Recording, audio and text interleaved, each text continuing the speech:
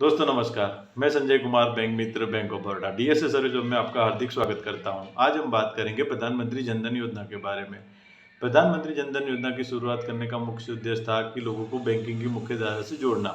बहुत सारे ऐसे लोग थे जो बैंकिंग की मुख्य धारा से नहीं जुड़े हुए थे या जो बैंकिंग की मुख्य धारा से जोड़ना चाहते थे, लेकिन जिनके पास मिनिमम बैलेंस रखने की कैपेसिटी नहीं थी या बैंक में जाते थे तो काफ़ी सारे केवाईसी या तो काफ़ी सारा डिपॉजिट के तौर पे मिनिमम बैलेंस रखना पड़ता था, जिसकी वजह से वो अपना बैंक अकाउंट नहीं खुलवा पा रहे थे। तो इसीलिए प्रधानमंत्री जनधन योजना की शुरुआत की गई, जो कि basic saving bank deposit account की तरह ही है, जिसमें आपको मिनिमम बैलेंस रखने की कोई भी आवश्यकता नहीं है। और इस स्कीम का जो सफलता है वो ये है कि आज लगभग 40 करोड़ से अधिक लोग इसके तहत अपना बैंक अकाउंट खुलवा चुके हैं और इन सब खातों में काफ़ी सारा पैसा जमा है, जो देश के विकास में आज काम लग रहा है और भारत देश के विकास में आज तरक्की के लिए वो पैसे काम में लग रहे हैं। तो आइए जानते हैं प्रधानमंत्री जनधन योजना के बारे में अधिक जानकारी इस वीडियो के माध्यम से।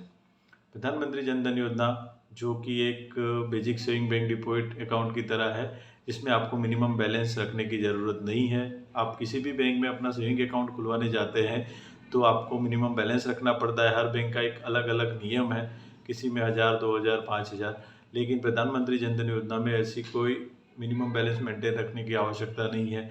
अन्य सेविंग अकाउंट में जैसे 2000, 3000 जो भी मिनिमम बैलेंस है, उससे अगर आपका पैसा कम होता है तो आपको मिनिमम बैलेंस की पेनल्टी चार्ज ली जाती है। लेकिन प्रधानमंत्री जनधन योजना में अगर आपका बैंक अकाउंट जीरो पे भी है तो भी आपको कोई भी पेनल्टी नहीं लगेगी। तो ये एक इसकी मुख्य विशेषता है कि आपके खाते से कोई भी मिनिमम बैलेंस पेनल्टी नहीं काटी जा रही है। तो एक इसके मेन मुख्य विशेषता है। दूसरा है कि सेविंग अकाउंट की तरह ही इसमें भी आपको रुपए डेबिट कार्ड की फैसिलिटी दी जा रही है, जो कि एकदम फ्री है। आप सेविंग अकाउंट में देखेंगे कि जो एटीएम या डेबिट कार्ड आ रहा है उस पर सालाना एक शुल्क होता है।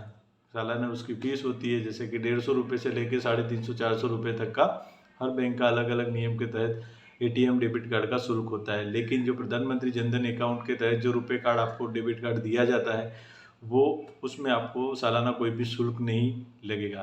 तो ये दूसरा है उसका एक बेनिफिट पॉइंट है।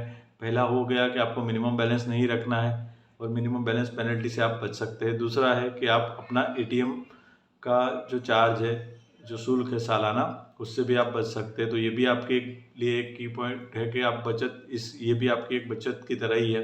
तीसरा है कि जो एसएमएस अलर्ट आता है, जो बैंक से आप जो भी लेन देन करते हैं उसका जो मैसेज आता है, उसका भी हर सेविंग खातों पे कुछ ना कुछ चार्ज होता है महीने का, क्वार्टरली। तो इसमें भी आपको कोई भी शुल्क नहीं लगेगा। तो ये भी आपके लिए एक बेनिफिट है कि आपको एसएमएस चार्ज नहीं लगता है।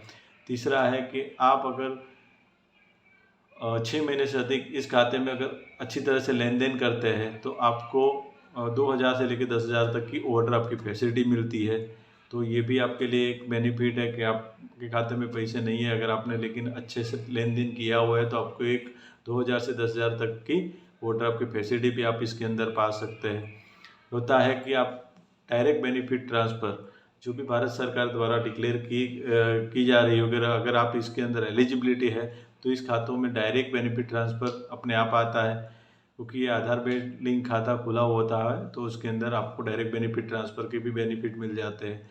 इसके बाद आपने देखा होगा कि भाई कोविड में जो भी महिलाएं थी उनके लिए 3 महीने के लिए 500 रुपये भारत सरकार द्वारा डिक्लेयर किए थे और प्रधानमंत्री जनधन योजना के तहत जो भी महिलाओं ने खाता खुलवाया था उन सभी महिलाओं के खातों में 500 रुपये 3 महीने के लिए आए थे। तो ये भी एक बेनिफिट था।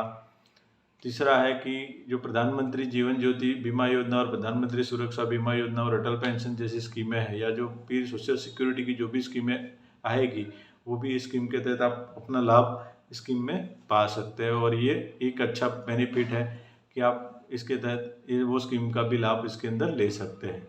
तो ये है स्कीम की बारे में बेनिफिट जो है। और जैसे आप जानते हैं कि आज मिनिमम बैलेंस अगर कोई मेंटेन नहीं रख सकता है तो उसके लिए पेनल्टी लगती है, लेकिन इस स्कीम के तहत अगर आप ज़्यादा लेन देन नहीं कर सकते हैं नहीं करना चाहते, ज़्यादा बड़ा आपका ट्रांजैक्शन नहीं है, तो आप इसके तहत खाता खुलवा के जनधन अकाउंट में अपना अकाउंट खुलवा के एक अच्छी तरह से इस खाते को ऑपरेट करके आप स्विंग बैंक की तरह ही इसका लाभ ले सकते हैं।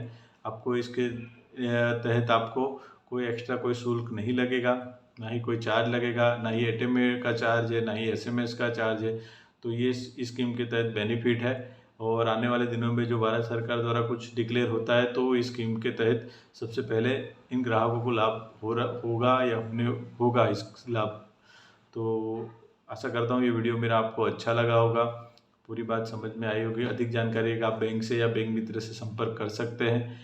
बैंक ऑफ बड़ौदा में अगर आपको बैंक जनधन अकाउंट खुलवाना है तो आपका अगर फर्स्ट टाइम अकाउंट है तो ही आप खुलवा सकते हो, और बैंक के अंदर आपके आधार कार्ड के साथ अपना मोबाइल नंबर लिंक होना चाहिए, और आप किसी भी बीओबी के बैंक मित्र के पास जाके फिंगरप्रिंट से अपना प्रधानमंत्री जनधन अकाउंट ओपन करा सकते हैं। तो आशा करता हूँ मेरा ये वीडियो आपको अच्छा लगा होगा, तो इसको लाइक करें, शेयर करें, सब्सक्राइब करें और अपने दोस्तों को भी बताएं, और आप मेरे चैनल पे नए हैं तो इसको सब्सक्राइब अवश्य करें। धन्यवाद।